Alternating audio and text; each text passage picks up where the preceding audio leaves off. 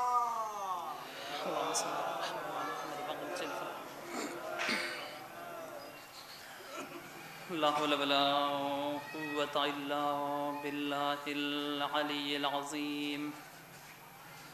أعوذ بالله من الشيطان اللعين الرجيم.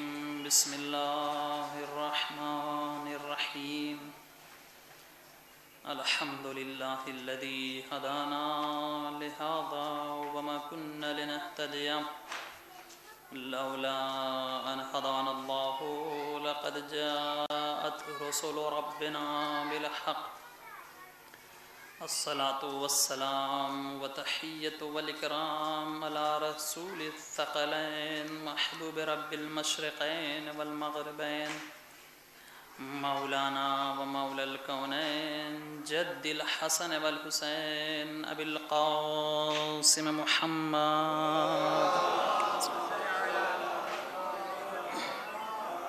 وأهل بيته الطيبين الطاهرين المعصومين المظلومين المنتخبين المنتجبين ولعنة الله الدائمة الباقية على أعدائهم وقتلتهم وغاصبي حقوقهم ومنكر فضائلهم ومصائبهم وولايتهم وعطشهم أجمعين من الآن إلى صباح يوم الدين. أما بعد فقد قال الله الحكيم. بسم الله الرحمن الرحيم.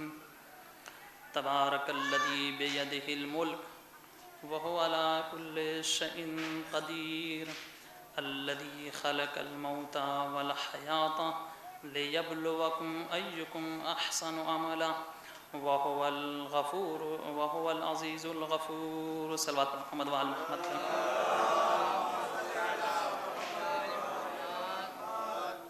حضرات گرامی قدر، سامعین ذوی الاحترام، ارشاد باری تعالیٰ ہو رہا ہے سورہ ملک میں. تبارک الذی بیدہ الملک، بابرکت ہے وہ ذات کہ جس کے قبضہ قدرت میں ملک ہے. وہو علی کل شیء قدیر، اور وہی ہر چیز پر قادر ہے. الذی خلق الموت والحیات، کہ وہ خدا وہ ہے کہ جس نے موت کو بھی خلق کیا اور حیات کو بھی خلق کیا. لیبلوکم، تاکہ تمہیں آزمائے. ایکم احسن عملا، کہ تم میں کون بہترین عمل انجام دینے والا ہے. وہو العزیز الغفور، اور وہی صاحب عزت ہے اور بڑا بخشنے والا ہے. یہ قرآن مجید کی آیہ وافی ہدایہ کہ جس کی تلاوت کی، آیتوں کی تلاوت کی اور شرف حاصل کیا اور ترجمہ کیا آپ کی خدمت میں. یہ خدا جو ہے اپنی ملکیت کا اظہار کر رہا ہے اس آیت میں کہ ملک کس کے ہاتھ میں؟ اللہ کے ہاتھ میں ہے. ملک جو ہے اللہ کے، ملکیت اللہ کے ہاتھ میں ہے. یہ آسمان و زمین، یہ کائنات جو اللہ نے سجائی، اتنی حسین و جمیل کائنات، اتنی خوبصورت کائنات کہ جس میں جو ہے آسمان کا شامیانہ، اس آسمان کے شامیانے میں ستاروں کی انجمن، ٹمٹماتے ہوئے ستارے اور ان ستاروں کے ساتھ چمکتا ہوا چاند، دمکتا ہوا آفتاب.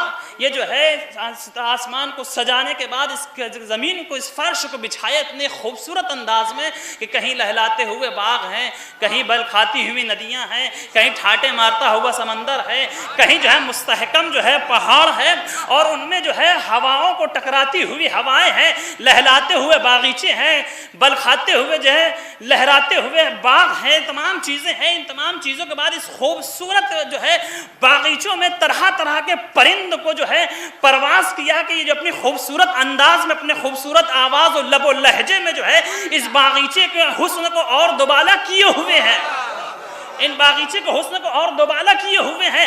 اللہ نے اس خوبصورت کائنات کو سجا لینے کے بعد کہا اس کائنات میں جو بھیجا ہے، یہ کائنات اللہ تو کس کے لیے سجا رہا ہے؟ اتنا اہتمام کس کے لیے ہو رہا ہے؟ یہ اتنے سجانے کی کیا ضرورت ہے؟ اتنا مزین کس کے لیے ہو رہا ہے؟ کہ اس کائنات کو سجایا ہے حضرت انسان کے لیے. کائنات کو سجایا ہے یہ حضرت انسان کے لیے. لیکن کائنات کی تمام چیزوں میں اور حضرت انسان میں بڑا فرق ہے. کائنات کی تمام چیزوں میں اور حضرت انسان میں بڑا فرق ہے. آپ کائنات کی تمام چیزوں کو دیکھیں، سب اللہ کی مطیع و فرما بردار، سب اللہ کی اطاعت گزار. کوئی بھی شے اللہ کی جو ہے مخالفت کرتے ہوئے نظر نہیں آئے گی. سورج اپنے وقت پہ نکلتا ہے، اپنے وقت پہ ڈوبتا ہے. چاند اپنے وقت پہ نکلتا ہے، اپنے وقت پہ ڈوبتا ہے. یہ تمام سیارے اپنے ہی جو ہے مدار میں گردش کر رہے ہیں. کوئی نہ ذرہ برابر آگے جاتا ہے، نہ ذرہ برابر جو ہے پیچھے آتا ہے. یہ چرند پرند صبح اٹھتے ہی اللہ کی تسبیح و تحلیل کرتے ہیں. تسبیح و تحلیل کرنے کے بعد اپنے رزق کے لیے چلے جاتے ہیں، اور رزق حاصل کر کے جب شب کو واپس گھونسلوں میں جاتے ہیں تو کل کے لیے کوئی انتظام نہیں کرتے ہیں. اس لیے کہ انہیں یقین ہے اس خالق پر کہ جس نے آج رزق دیا ہے وہی کل بھی دے گا. جو آج ہمارا رزق دینے والا ہے وہی ہمارے رزق کا انتظام کل بھی کرے گا. یہ تمام چیزیں جو ہے اللہ کی مطیع و فرما بردار ہے، یہ تمام چیزیں اللہ کی اطاعت گزار ہیں. لیکن یہ حضرت انسان ہے جو اللہ کی مخالفت کرتا ہوا نظر آتا ہے. یہ انسان ہے جس کے لیے اللہ نے اتنی بڑی کائنات سجائی ہے. اللہ نے اتنی بڑی کائنات سجائی ہے اور اس کائنات میں ہمیشہ رہنے کے لیے نہیں بھیجا، ہمیشہ رہنے کے لیے نہیں بھیجا، بلکہ کہا یہ کائنات تمہارے لیے گزرگاہ ہے، یہ کائنات تمہارے لیے دارالامتحان ہے، امتحان گاہ ہے، امتحان کا گھر ہے. یہ نہ سمجھ لینا کہ یہاں ہمیشہ کے لیے آئے ہو، چند دنوں کے لیے آئے ہو. معبود امتحان لینے کی کیا ضرورت؟ تو سبھی جانتا ہے، تیرے علم میں سب کچھ ہے کون کیسا ہے. لِيَبْلُوَكُمْ آیت میں کہا نا کہ تاکہ میں تمہیں آزماؤں، اس کائنات میں بھیج کے تاکہ تمہیں آزماؤں کہ کون تم میں جو ہے بہترین عمل کرنے والا ہے. تجھے آزمانے کی ضرورت کیا ہے؟ عجب نہ کہ خالق آواز میں اپنے لیے تھوڑی آزما رہا ہوں، یہ آئینہ تمہیں خود دکھا رہا ہوں کہ تم کائنات میں آ کے دیکھو تم کیسے ہو. اس کائنات میں آ کے آئینہ تم ہی کو دکھا رہا ہوں کہ تم کیسے ہو. اگر اس دنیا میں نہ بھیجتا تو یہ انسان اتنا جری ہے کہ اللہ سے کہہ دیتا کہ میں تو کوئی گناہ کرتا ہی نہیں، میں کہاں گنہگار ہوں. یہ کائنات جیسا کہ ہے کہ محشر میں بہت سارے لوگ یہی کہتے ہوئے نظر آئیں گے ایک موقع اور دے دے تاکہ میں کبھی کوئی گناہ نہ کروں. سارے گل کھلا کے آیا پھر بھی کہے گا کہ ایک موقع اور دے دے. لیکن وہاں قدرت آواز ہے کہ نہیں، آئینہ دکھا چکا کہ تمہاری حیثیت کیا، اس لیے کائنات میں بھیجا تھا، اس لیے دنیا میں بھیجا تھا. صلوات پر محمد و آل محمد پہ.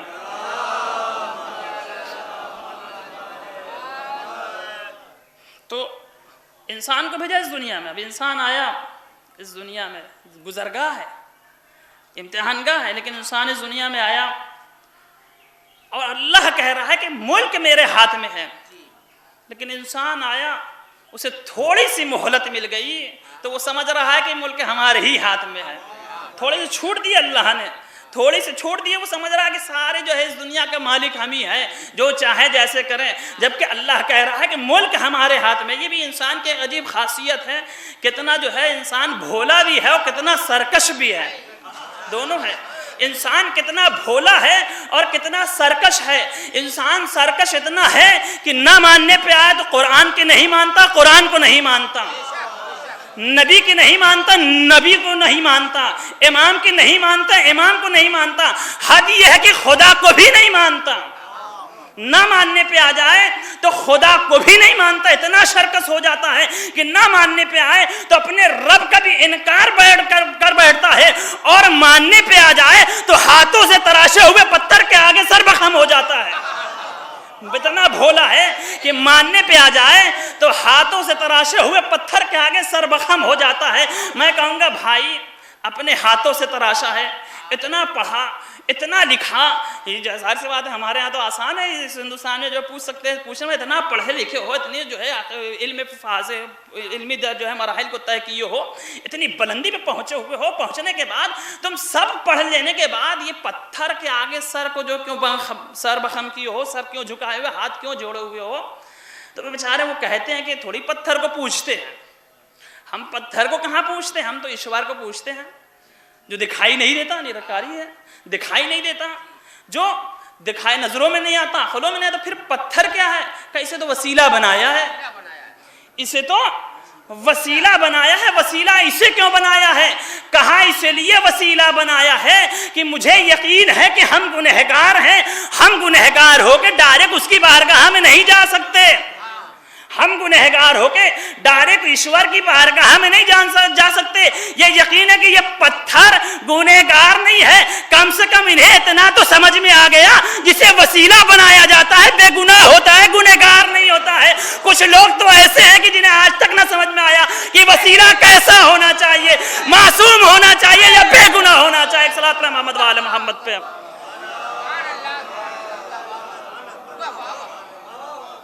کم سے کم انہیں اتنا تو سمجھ میں آیا کہ وسیلہ جو اللہ کی بارگاہ میں گناہ کر کے ہم ڈائریکٹ اللہ سے مخاطب نہیں ہو سکتے, ایک وسیلے کی بھی ضرورت ہے. کچھ تو وسیلے کی بھی قائل نہیں ہے, جانتے ہیں کہ ہم اس قابل نہیں کہ ڈائریکٹ اللہ کی بارگاہ میں جا سکے, لہذا ایک وسیلے کی ضرورت ہے. اور وسیلہ بھی ایسا ہونا چاہیے جو معصوم ہونا چاہیے, گنہگار نہیں ہونا چاہیے, گنہگار نہیں ہونا چاہیے. لیکن بعضوں کو سمجھ میں نہیں آئے. تو یہ ہے انسان, یہ ہے انسان کہ ماننے پہ آئے تو پتھروں کو بھی مان لیں, نہ ماننے پہ آئے تو خدا کا بھی انکار کر بیٹھے. یہ انسان. اسی لیے اللہ نے کہا یہ نہ سوچنا کہ اس کائنات میں تمہیں تھوڑی سی مہلت دے دی تو کائنات کے مالک تم ہو. تبارک الذی بیدہ الملک, ملک میرے ہاتھ میں ہے, یہ ملک میرے ہاتھ میں ہے. میرے اشاروں کے بغیر اس کا ایک پتا بھی نہیں ہلتا, میرے ارادے کے بغیر یہ ہوائیں نہیں چلتی ہیں. یہ ملک پورا کا پورا میرے ہاتھ میں ہے, تمہارے ہاتھ میں نہیں ہے. لیکن انسان کو تھوڑی سی مہلت ملی, تھوڑی سی مہلت ملی, تھوڑی زندگی اللہ نے زیادہ دے دیا. اب قرآن کی یہ آیت جو اللہ نے پیش کی ہے کتنی جو ہے خوبصورت انداز سے پیش کیا کہ تبارک الذی بیدہ الملک وہو علی کل شیء قدیر, اور وہ ہر چیز پر قادر ہے, وہ ہر چیز پر قادر ہے. الذی خلق الموت والحیات, کہ جس نے موت کو بھی خلق کیا اور حیات کو بھی خلق کیا ہے. جبکہ اگر ظاہری طور پہ دیکھا جائے تو حیات پہلے ہے, موت بعد میں ہے. حیات پہلے ہے اور موت بعد میں ہے. لیکن پھر بھی یہ ایک طرف اور آگے آتے ہیں کہ جب اللہ نے کہہ دیا کہ ملک میرے ہاتھ میں ہے, وہو علی کل شیء قدیر, اور وہ ہر چیز پر وہ قادر ہے, پھر یہ موت و حیات جیسی صفت کو جو ہے پہلے بیان کرنے بعد میں بیان کرنے کی کیا ضرورت تھی؟ اللہ کو اب یہ بیان کرنے کی ضرورت تو نہیں تھی. لیکن ایسا نہیں, قرآن نے جو چیز جہاں بیان کیا وہی اس کی قابل جگہ تھی. اللہ نے جو چیز جہاں رکھی ہے وہی اس کی جگہ تھی, نہ اس سے ایک جو ہے آیت آگے, نہ ایک حرف پہلے, نہ ایک حرف پیچھے ہو سکتی ہے. جو جہاں رکھا ہے اللہ نے یہ کہا کہ وہ علی کل شیء قدیر, وہ اللہ وہ ہے کہ جو ہر چیز پر قادر ہے. اللہ یہاں بات تمام ہو چکی تھی, لیکن یہ انسان اتنا سرکش ہے کہ وہ تھوڑی سی زندگی مل جائے طولانی تو وہ اس غرور میں پڑ جاتا ہے کہ وہی خدا ہے, وہ اس غرور میں پڑ جاتا ہے کہ وہی خدا ہے. کیا تاریخ میں ایسا نہیں ہوا نا؟ فرعون کو تھوڑا طولانی زندگی مل گئی تو اسے یہ غرور ہو گیا کہ وہ خدا ہے. اور بنی آدم میں 4 انسان ہیں جنہیں خدا کہا گیا. بنی آدم میں 4 انسان ہیں جنہیں خدا کہا گیا. اس کے علاوہ تو تاریخ میں بہرحال ملے نہیں ہوں گے, تو کوئی بتا دے گا تو علم میں اضافہ ہوگا. لیکن 4 ایسے انسان ہیں کہ جن کو خدا کہا گیا, جن کا پہلا نمرود, دوسرا فرعون, تیسرا شداد, چوتھے علی. پہلا ان 4 میں کا پہلا نمرود, دوسرا فرعون, تیسرا شداد اور چوتھے علی. یہ 4 ہیں جنہیں خدا کہا گیا. لیکن ان 4 میں فرق ہے. 3 وہ ہیں جو جبرن خدا بن بیٹھے, 3 وہ ہیں جو جبرن خدا بن بیٹھے اور یہ کہتے ہوئے نظر آئے کہ اگر مجھے خدا نہ کہو گے تو قتل کر دوں گا, مجھے خدا نہ کہو گے تو قتل کر دوں گا. لیکن علی وہ ہے کہ جبرن خدا بنے نہیں, لوگوں نے کہا اور علی یہ کہتے ہوئے نظر آئے اگر خدا کہو گے تو قتل کر دوں گا, اگر خدا کہو گے تو قتل کر دوں گا. یہ فرق ہے 3 میں اور چوتھے میں. تینوں نے کہا مجھے خدا نہ کہو گے تو قتل کر دوں گا. علی چوتھے نمبر پہ کہا کہ اگر مجھے خدا کہو گے تو قتل کر دوں گا. اب علی کی اعلیٰ ظرفی دیکھو, جو لوگوں کے بنائے خدا نہ بنے وہ لوگوں کے بنائے ہوئے خلیفہ کیسے بن سکتا ہے؟ صلوات اللہ محمد و آل محمد پہ.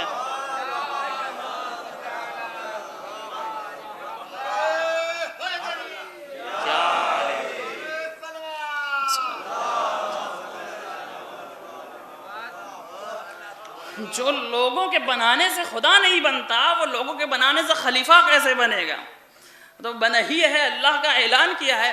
تو 4 انسان یعنی تھوڑی سی, اللہ نے کہا کہ وہ علی کل شیء قدیر، اور وہ ہے جو ہر چیز پر قادر ہے۔ اور اس کے بعد جو موت و حیات کا تذکرہ کیا ہے، اللہ نے مصلحت کو ملحوظ خاطر رکھتے ہوئے تذکرہ کیا ہے، اس لیے خدا جان رہا تھا کہ جو تھوڑی سی طولانی زندگی مل جائے تو یہ اپنے آپ کو خدا کہلوانے لگے گا، اسے تھوڑی سی چھوٹ مل جائے، تھوڑی سی جو ہے دولت مل جائے، یہ جو ہے وقت کا شداد بن جائے گا اور جنت بنوانے پہ تل جائے گا۔ لیکن یہ یاد رکھنا، تم شداد بن کے جنت تو بنوا سکتے ہو، ملک ہمارے ہاتھ میں، جنت میں جانے نہیں دوں گا، تمہاری مصنوعی جنت میں تمہیں جانے نہیں دوں گا، نہ داخلہ کرا کے خدا نے بتا دیا تمہارا اختیار کچھ نہیں ہے، جب تک ہم نے ڈھیل دی تھی تم نے جنت بنوا لی، جیسے ہی رسی کو کس لیا قدم جنت میں نہیں رکھنے پائے، یہ تمہاری وقت ہے۔ صلوات پڑھیں محمد والے محمد پہ۔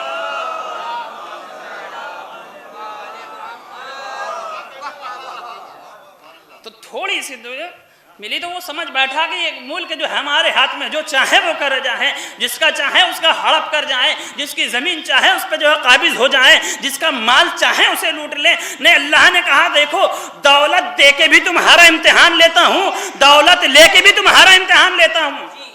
کبھی اللہ انسان کو دولت دے کے امتحان لیتا ہے، کسی کے پاس دولت آ جائے تو اس غرور میں نہ رہے کہ دولت ہے ہمارے پاس، اسے یہ سوچنا چاہیے کہ امتحان ہے، یہ امتحان ہے۔ اور کسی کے پاس دولت نہ ہو تو یہ نہ خوش فہمی میں مبتلا ہو جائے کہ ہم تو غریب ہیں، ہم تو پار ہی ہو جائیں گے، غریبی میں بھی اللہ امتحان لے رہا ہے۔ کتنے غریب ایسے ہوں گے کہ اپنی غریبی میں ناکام ہو کے جہنم کے حوالے ہو جائیں گے، کتنے امیر ایسے ہوں گے کہ اپنی دولت کا صحیح مصرف کر کے جنت میں چلے جائیں گے، اور اس طرف سے کتنے ایسے غریب ہوں گے جو غریبی میں کا صحیح امتحان دے کے جنت میں، امیر ایسے ہوں گے جو امیری کا غلط امتحان دے کے جو ہے جہنم میں چلے جائیں گے۔ تو یہ امیری، یہ دولت، یہ غریبی، یہ جو ہے نا دولتی، یہ امتحان ہے انسانوں کے لیے۔ یہ نہ سوچے کہ میرے پاس دولت آ گئی تو ہم جو ہے تیسمار خواہ ہو گئے، ہمارے پاس سب کچھ ہے، ہم جس کا چاہے اس کا اجاڑ دے، جسے چاہے اسے بسا لے۔ نہیں، یہ دولت بھی دی ہے تو اللہ نے آزمانے کے لیے دی ہے، اور کوئی غریب ہے تو یہ بھی نہ سوچے کہ ہم غریب ہیں اور مایوس ہو جائیں، نہیں، غریبی دی ہے تو آزمانے کے لیے دی ہے۔ اگر غریبی کا صحیح فائدہ اٹھا لے جائے تو اللہ خوش ہو جائے گا، ہو سکتا ہے غریبی بدل بھی دے، ہے نا۔ اللہ نے کہا نا کہ اگر تم لئن شکرتم لازیدنکم، اگر تم شکر کرو گے تو میں تمہارے رزق میں اضافہ کر دوں گا، اضافہ کر دوں گا۔ اگر تم شکر کرو گے تو تمہارے رزق میں اضافہ کر دوں گا، اور اگر تم کفران نعمت کرو گے تو عذاب شدید دوں گا، عذاب شدید دوں گا۔ تو یہ نہ سوچے کہ جو ہے دولت آ گئی تو جو، اسی لیے اللہ نے کہا یہ امتحان گاہ ہے۔ اچھا، امتحان گاہ میں بھیج تو دیا اور متوجہ بھی کیا، آیتوں کے ذریعے سے، رسول کے کلام کے ذریعے سے، ائمہ کے فرمان کے ذریعے سے بارہا انسانوں کو متوجہ کرایا کہ دیکھو یہ امتحان گاہ ہے، تمہیں امتحان دینا ہے، موت آنے والی ہے، موت حقیقت ہے۔ لیکن یہ نہیں بتایا کہ امتحان گاہ ہے۔ موت اور امتحان میں دو چیزیں اللہ نے اپنے پاس رکھی، انسانوں کو نہیں بتائی۔ امتحان گاہ میں آ تو گیا، یہ نہیں بتایا کہ کب امتحان لے گا، کس جگہ امتحان لے گا، کس وقت امتحان لے گا، کس جگہ امتحان لے گا۔ اسی صورت سے موت کے بارے میں بھی اللہ نے نہیں بتایا کب موت آئے گی، کس جگہ موت آئے گی، کب موت آئے گی، کس جگہ موت آئے گی۔ معبود بتا دیتا، جب اتنا سب کچھ بتایا، یہ دو چیزیں بھی بتا دیتا، جب نہ کہ خالق آواز دے، اگر انہیں بتا دیتا کہ کب موت آئے گی اور کس جگہ موت آئے گی تو دو حالت سے خالی نہ ہوتا انسان، یا جو ہے موت کو فراموش کر کے اتنا شرکس بن جاتا کہ پھر ہر انسان نمرود دکھائی دیتا، ہر انسان نمرود دکھائی دیتا، یا موت کے خوف سے اتنا سہم جاتا کہ دنیا کی لذتوں سے بے بہرا ہو جاتا، دنیا کی لذتوں سے بے بہرا ہو جاتا۔ تو خدا یہ نہیں چاہتا کہ انسان دنیا کی لذتیں نہ اٹھانے پائے، دنیا کی کائنات کی ہر شے انسان کے لیے ہے۔ اللہ یہ چاہتا ہے کہ دنیا کی لذتوں سے بہرا مند بھی ہو اور اس کے مطیع و فرما بردار انسان بھی بن کے رہو، اس کے فرما بردار بندے بھی بن کے رہو۔ لہذا اللہ نے کہا کہ میں تم لوگوں کے لیے امتحان گاہ بنائے دیتا ہوں، اس میں آگے تمہیں امتحان دینا ہے، سرکش نہ ہو جانا، اپنے جو ہے حقیقت کو فراموش نہ کر لینا۔ یہی وجہ ہے کہ جب انسان اپنی حقیقت کو بھول جاتا ہے تو پھر سرکش ہو جاتا ہے۔ اور اللہ نے کہا کہ دیکھو ملک ہمارے ہاتھ میں ہے اور ہر چیز پر قادر ہے۔ معبود جب ہر چیز پر قادر کہہ دیا تھا، بات تمام تھی۔ عجبناک خالق آواز ہے کہ نہیں یہ ہماری قدرت کا اعلان کر سکتے، ہماری قدرت کا انکار کر دیتے. یہ انسان اتنا سرکش ہے. ایک صلوات پر محمد وآل محمد تک.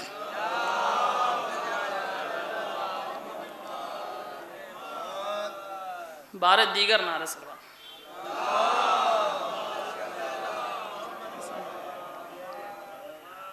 آج حضور ادھر آج ایک بار اور صلوات پر محمد وآل.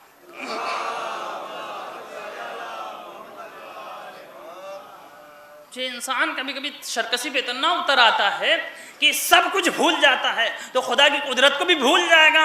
لہذا اللہ نے کہا قدرت کے اعلان کے بعد اب جو صفت کا آغاز کروں گا تو ایک ایسی حقیقت سے آغاز کروں گا کہ وہ ہمارے وجود کا بھی انکار کرے تو اس کا انکار نہیں کر سکتا. اگر ہمارے وجود کا انکار کرے تو اس کا انکار نہیں کر سکتا. لہذا اللہ نے جیسے ہی کہا تبارک الذی بیدہ الملک، تمام ملک جو ہے اس کے قبضہ قدرت میں اللہ کے جو ہے قبضہ بابرکت ہے، وہ ذات جس کے قبضہ قدرت میں ملک ہے، وہو علی کل شیء قدیر، اور وہ ہر چیز پر قادر ہے. الذی خلق الموت، جو موت کا بھی خالق ہے اور زندگی کا بھی خالق ہے. موت ایک ایسی حقیقت ہے جس سے آج تک کوئی انکار نہ کر سکا. موت سے بچنے کے لیے لوگوں نے کیا کیا نہ کیے، لیکن موت ہر جگہ آئی اور اللہ نے کہہ دیا ہے کہ تم جو ہے مضبوط قلعے میں بھی چلے جاؤ تو موت تمہیں پا لے گی. اگر تم مضبوط قلعے میں بھی چلے جاؤ موت تمہیں پا لے گی. اور یہ موت ایک ایسی چیز ہے کہ تمہیں پلک جھپکنے کی بھی مہلت نہ دے گی، پلک جھپکنے کی بھی مہلت نہ دے گی. یہی وجہ ہے کہ جب لوگوں نے جو کہ مرتے، جب انسان مرتا ہے تو کسی کی آنکھ کھلی رہتی ہے، کسی کی بند رہتی ہے، کسی کی آنکھ کھلی رہتی ہے، کسی کی بند رہتی ہے. اب آگے پیغمبر سے پوچھا، بہرحال لوگوں کے ذہن میں یہ سوال آتا کہ آنکھ کھلی کیوں ہے، کسی کی بند کیوں ہے. پیغمبر سے پوچھا گیا یا نبی اللہ یہ مرتا ہے جب انسان تو دو حالت ہوتی ہے، کبھی کسی کی آنکھ کھلی ہوتی ہے، کبھی کسی کی آنکھ بند ہوتی ہے. اس کی وجہ کیا ہے، اس کی علت کیا ہے؟ نبی آواز دیتے ہوئے نظر آتے ہیں. اس میں کوئی وجہ نہیں ہے، کوئی سبب نہیں ہے، اس کی کوئی علت نہیں ہے. بس موت اتنی دقیق ہے کہ اگر انسان آنکھ کھولے ہوتا ہے تو پلک جھپکنے نہیں پاتی ہے، آنکھ بند کیے ہوتا ہے تو پلک کھلنے نہیں پا جاتی ہے. موت اتنی دقیق خوشائی کا نام. صلوات پر محمد وآل محمد پہ.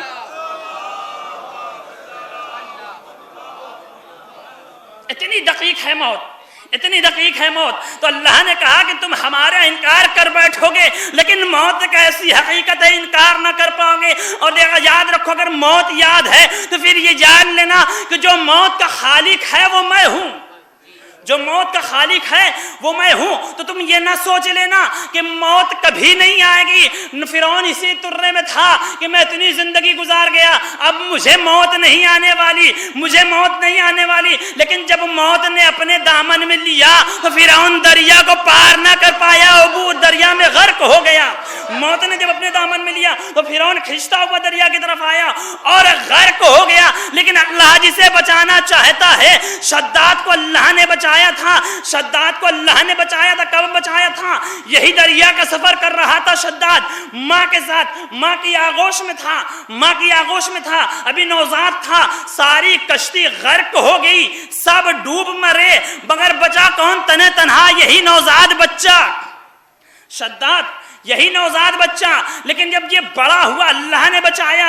اس حالت میں دریا میں اس کے رزق کا انتظام کیا، پار لگایا. پار لگانے کے بعد مچھوارے کے یہاں پہنچا، پروان چڑھا، بڑا ہوا. اللہ نے مچھوارے کے یہاں سے اسے جو ہے دولت سے نوازا، دولتوں سے نوازا. پھر اللہ نے اسے مہلت دی، رسیوں کو ڈھیلا. یہ بڑھتے گیا، بڑھتے گیا، بڑھتے گیا، یہاں تک بڑھا کہ شداد بنا، شداد بنا. اور شداد بننے کے بعد اب اپنی ہی الوہیت کا کلمہ پڑھانے لگا. لیکن اللہ نے دکھا دیا کہ دیکھو جب تک رسی ہماری ڈھیلی رہے تم چاہے جو کر لو، ادھر رسی کس لیں گے کچھ نہ کر پاؤ گے. صلوات پر محمد وآل محمد پہ.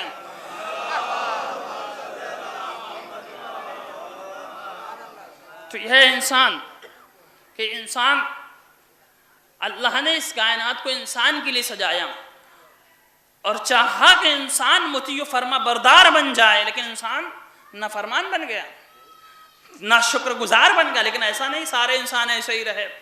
کچھ ایسے بھی انسان نظر آئے کہ جو اللہ کی اطاعت میں اس طریقے سے رہے، کچھ ایسے بھی انسان دکھائی دیتے ہیں کہ جو اللہ کی اطاعت کی اور اللہ کے نمائندوں کی اطاعت میں کچھ اس طریقے سے غرق ہوئے کہ اب وہ اگر زمین پہ بیٹھ کے مٹی کا گھروندا بنا دیں اور ان کی زبان سے نکل جائے کہ جنت میں مکان بنا رہا ہوں، تو پھر جنت ہی میں مکان ہوتا ہے، زمین پہ نہیں ہوتا ہے، 2 درہم میں بیچ دیا کرتے ہیں۔ اللہ نے بتا دیا مایوس نہ ہونا، اگر اطاعت کرو گے مٹی کا گھروندا بناؤ گے، جنت میں مکان بھی بیچو گے۔ مایوس نہ ہونا، مایوس نہ ہونا، اگر اطاعت کرو گے مٹی کا گھروندا بناؤ گے، جنت میں مکان بیچتے ہوئے نظر آؤ گے۔ یعنی اللہ نے کہا اگر اطاعت کرو گے تو تمہارا اختیار اتنا ہوگا کہ زمین پہ رہو گے، آسمان پہ حکومت کرتے ہوئے نظر آؤ گے۔ زمین پہ رہو گے، آسمان پہ حکومت کرتے ہوئے نظر آؤ گے۔ ایک انسان کا رخ یہ تھا کہ انسان فرعون بنا، شداد بنا، نمرود بنا۔ ایک انسان کا رخ یہ بھی ہے کہ انسان ہی ہے لیکن جنت بیچ رہا ہے زمین پہ بیٹھا بیٹھا، جنت بیچ رہا ہے زمین پہ بیٹھا بیٹھا۔ یہ مارتا جسے بہلول کہا جاتا ہے، لیکن ایسا نہیں ہے، عورتوں میں بھی ایسی ایسی مثالیں گئی ہیں کہ جس کی نظیر نہیں ملتی۔ آج دنیا کہتی ہے فاطمہ زہرا سلام اللہ علیہا اور مریم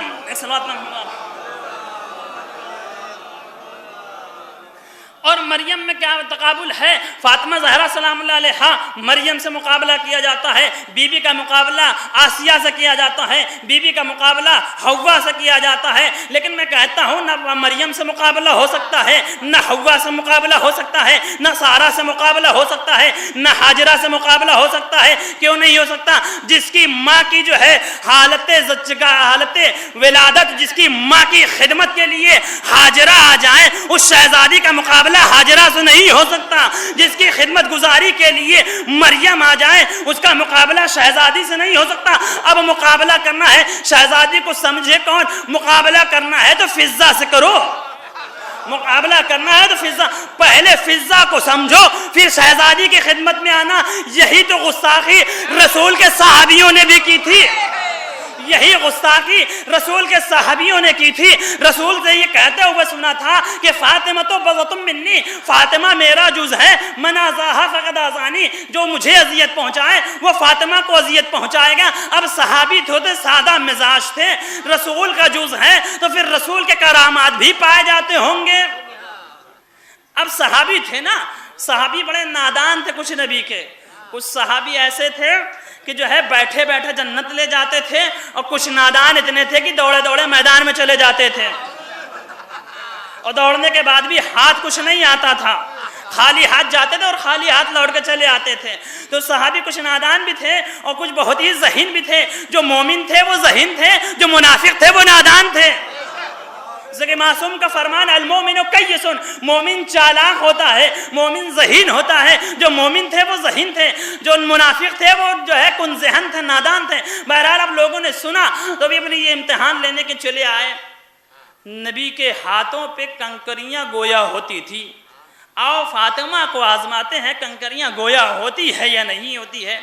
صحابیوں نے میٹنگ کی، میٹنگ کرنے کے بعد چند کنکریاں اٹھائی، چلے بیت الشرف کی طرف، دق الباب کیا، دروازہ کھٹکھٹایا، در پہ فضہ آئی، کون؟ صحابی رسول ہیں، کیا کام ہے؟ شہزادی سے کام ہے۔ کہا وہ تو محو عبادت میں ہے، عبادت ہے، عبادت کر رہی ہے، مصلی عبادت پہ ہے، کام بتاؤ کام کیا ہے؟ کہ کام تو انہی سے ہے، انہی سے کام تھا۔ یہ کہے کہ واپس جانے لگے۔ ایک مرتبہ فضہ نے کہا ارے وہ کنکریاں تو دیتے جاؤ جو لے کے آئے تھے، وہ کنکریاں تو دیتے جاؤ جو لے کے آئے تھے۔ یہ تو جو حیرت نہ رہی، وہ زمانہ موبائل کا تو تھا نہیں کہ موبائل سے کسی نے خبر دے دی ہوگی، وہ زمانہ موبائل کا تو تھا نہیں کہ موبائل سے کسی نے جو ہے خبر جو ہے دے دیا ہوگا، میسج دے دیا ہوگا۔ یہ حیرت زدہ تھے کہ ابھی ابھی ہم لوگوں نے وہاں بات کی ہے، خبر یہاں کیسے؟ خبر یہاں کیسے؟ انہیں پتہ نہیں ہے کہ فضہ وہ ہے جو ہواؤں سے بات کرتی ہے، یہ فضہ وہ ہے جو ہواؤں سے بات کرتی ہے۔ ایک مرتبہ ان کی مٹھیاں کھلی، کنکریاں گری، فضہ نے کنکریوں کو اٹھایا، اٹھانے کے بعد ہاتھوں میں لیا، کہا دیکھو کنکریاں بول رہی ہیں یا نہیں بول رہی ہیں، پہلے فضہ کا امتحان لے لو پھر ہماری شہزادی کا۔ صلاۃ پہ محمد صلوات پڑھ محمد وآل محمد پہ.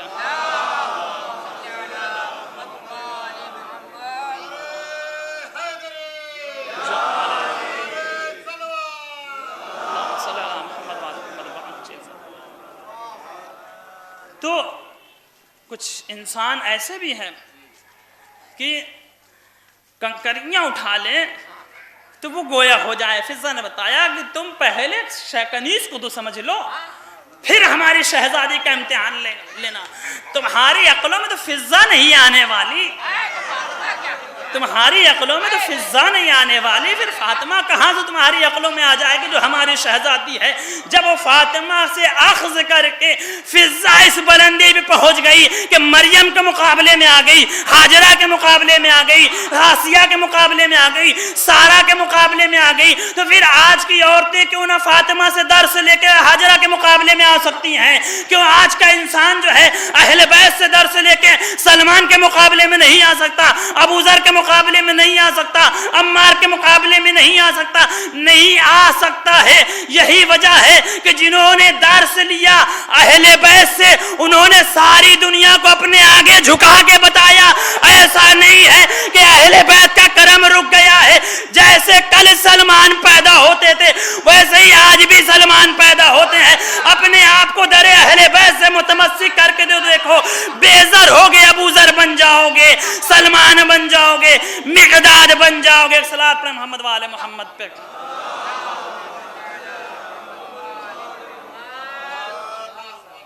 دنیا نے دیکھا کہ جو اہل بیت کے در کا غلام تھا دنیا کو جھکا آیا, اپنی جو ہے کرائے کی کوٹھری میں بیٹھا ہوا پوری دنیا کو اپنے آگے بلا لایا.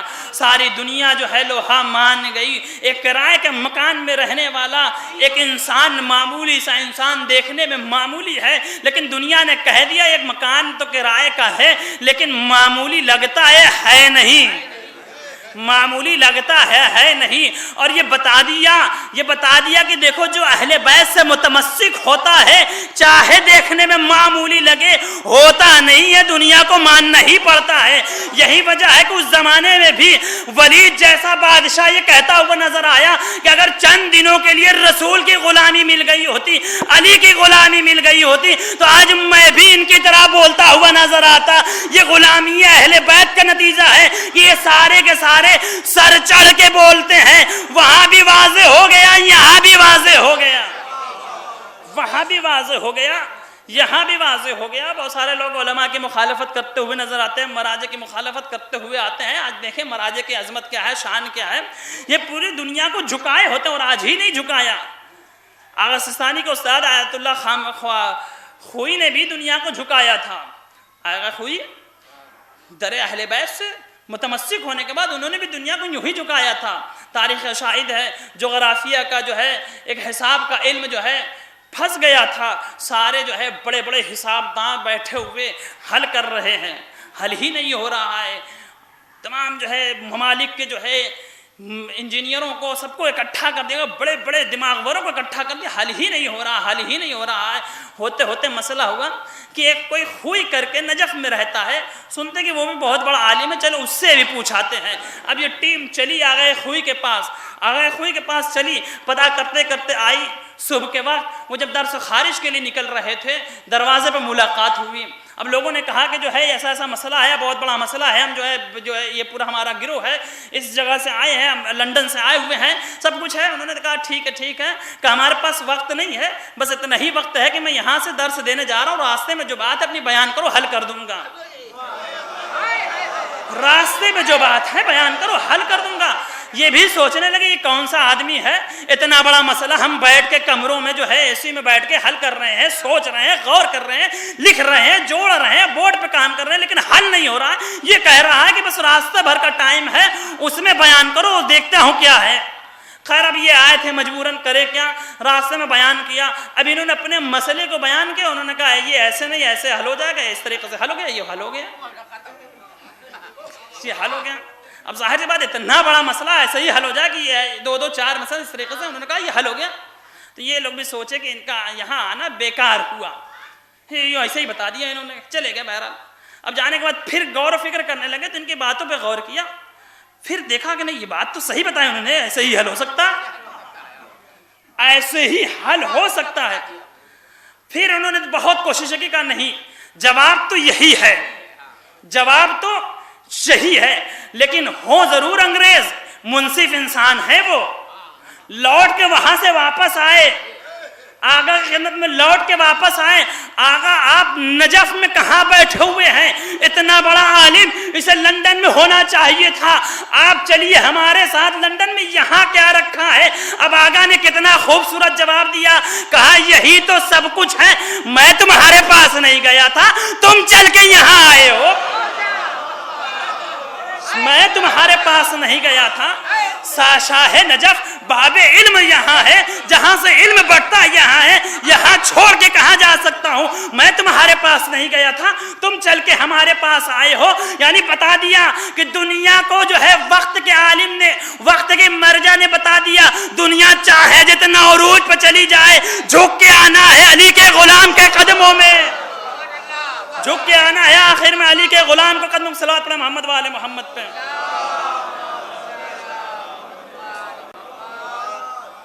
اگر انسان یہ چاہتا ہے کہ وہ بلند ہو جائے، انسان یہ چاہتا ہے کہ وہ بلندی حاصل کرے، تو اسے آ کے شاہ نجف کے در پہ اپنی جبین ناز کو خم کرنا ہوگا تاکہ اسے فضیلت مل جائے. اب ساری دنیا کے لوگ کہاں آ کے جھکے؟ وہیں جھکے. آگے خوئی کے دور میں وہاں آ کے جھکے. آج پھر دنیا پلٹ کے آئی اسی در پہ جہاں پہلے جھکی تھی. یہ بار بار جھکا کے غلامان علی بتا رہے ہیں، اے دنیا کس غرور میں ہے، تو جائے جہاں چلی جائے، بار بار تجھے آگے یہی جھکنا پڑے گا، یہی سر کو خم کرنا پڑے گا، اور یہ ماننا پڑے گا اگر کوئی قوت ہے تو وہ نجف میں قوت موجود ہے، وہ شاہ نجف کی قوت ہے، یا ان سے حاصل کر کے غلامان نجف کی قوت ہے. صلی اللہ محمد وآل محمد پہ.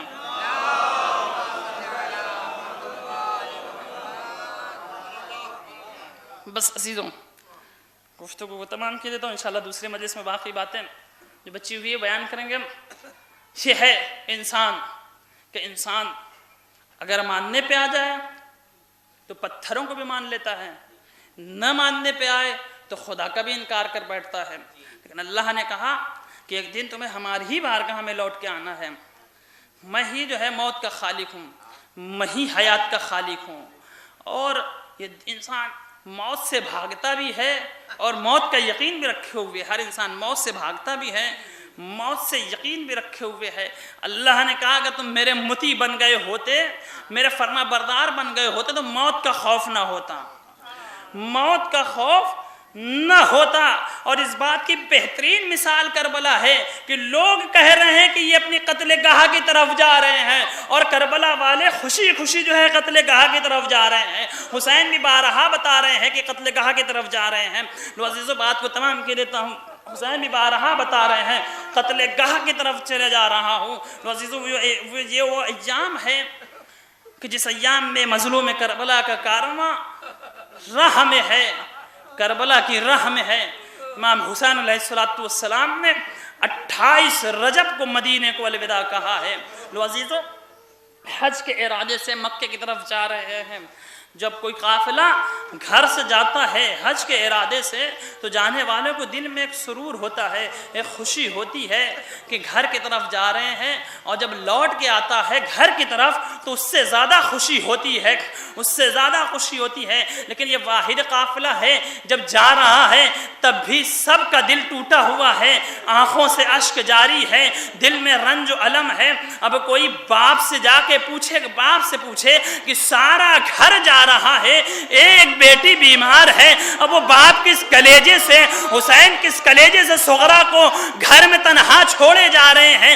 ہاں عزیزو، فاطمہ صغرا کو حسین کی بیٹی تھی. میں کہوں گا یا با عبداللہ، آپ ایک بیٹی کو چھوڑے جا رہے ہیں، ایک بیٹی کو ساتھ لیے جا رہے ہیں، ایسا کیوں کر رہے ہیں؟ عجب نہ کہ حسین آواز دے، ارے صغرا کو اس لیے چھوڑے جا رہا ہوں کہ صغرا رو رو کے بیان کرے، اے مدینے کرنے والوں، میرا بابا دین اسلام کی حفاظت کے لیے جا رہا ہے، شاید کوئی شریف انسان ہماری نصرت کے لیے آمادہ ہو جائے۔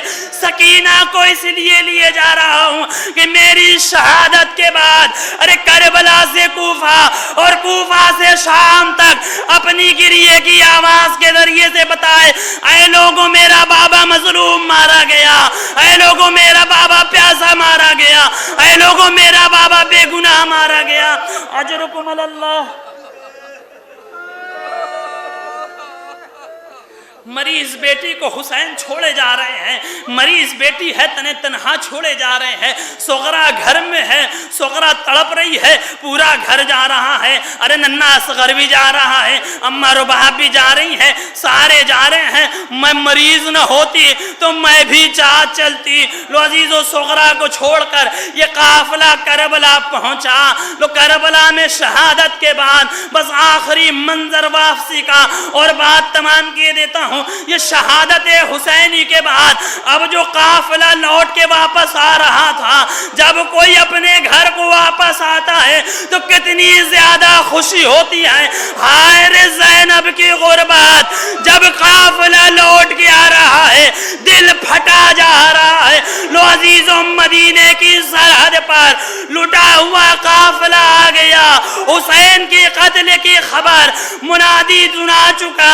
لو عزیزوں، میں سلمہ عصا کا سہارا لیے ہوئے قافلے کے استقبال کے لیے ہے۔ لو رسب فاطمہ صغرا عصا کا سہارا لیے ہوئے قافلے کے استقبال کے لیے آگے بڑھی۔ ام سلمہ کا سوال ہے، میرا حسین کہاں ہے؟ میرا اکبر کہاں ہے؟ وہ قتل کر دیے گئے۔ میرا قاسم کہاں ہے؟ ذبح کر دیے گئے۔ میرا عباس کہاں ہے؟ دریا کنارے مارا گیا۔ لو عزیزوں، ام سلمہ سوال کر رہی ہے، صغرا ایک بی بی کی آغوش دیکھ رہی ہے۔ لو عزیزوں، وہ ماں بہنیں جن کی آغوش میں بچے ہیں، اور تمہارے بچے سلامت رہے۔ رباب کی کوکھ اجڑ گئی، صغرا ہے جو ایک ایک کی گود تلاش رہی ہے۔ الغرض جب اصغر نظر نہ آیا، آواز دیتی ہے، اے اماں رباب، میرا بھیا اصغر کہاں ہے؟ اب رباب کیا جواب دے؟ ارے صغرا کو تصور بھی نہ تھا 6 مہینے کی ننھی سی جان مقتل میں ذبح کر دی جائے گی۔